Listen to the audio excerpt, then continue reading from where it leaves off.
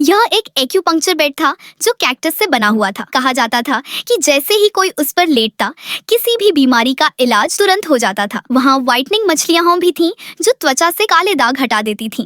लेकिन सबसे मशहूर थे गर्म झरने की रेत, जहाँ छोटी छोटी मछलियाँ पूरे शरीर की गंदगी साफ कर देती थीं। हीलिंग नेशन, एक पवित्र जगह जहाँ दुनिया भर से मरीज इलाज के लिए आते थे। एक आदमी भी अपने टूटे हुए हाथ का इलाज कराने दूर से यहाँ पहुँचा। जैसे ही वह उतरा, तितलियों का एक झुंड उसके ऊपर आ गया। वे घाव की गंभीरता की गंध सूंघकर पहचान लेती थी। नीला मतलब हल्का घाव, लाल मतलब बहुत गंभीर। वह सीधा एक्यूपंक्चर के पास गया। कैक्टस के बिस्तर को देखकर वह घबरा गया, लेकिन हिम्मत करके लेट गया और बच गया। उसका मन गर्म झरने की रेत वाले इलाज पर था, लेकिन टीम ने उसे रोक दिया क्योंकि ये तरीके कटे हुए हाथ को फिर से जोड़ नहीं सकते थे। आखिरकार वह एक मशहूर हीलर के पास पहुंचा, लेकिन तभी उसके सामने एक आदमी आया जिसके हाथ में चिकन लेग था। वह डॉक्टर की बजाय किसी गुंडे जैसा लग रहा था। उसके मुंह में एक साथ 3 सिगरेट थी। वह उसे मेडिकल रूम में ले गया। अंदर एक जादुई जानवर दर्द से कराह रहा था। जैसे ही उसने मरीज को देखा, उसने उसे लात मारकर जमीन पर गिरा दिया, फिर मुक्के और ठोकरें बरसाईं। उसे खतरनाक इंसान खाने वाले पौधे में फेंक दिया गया। अब बारी थी उस घायल आदमी की। कुछ समझ पाता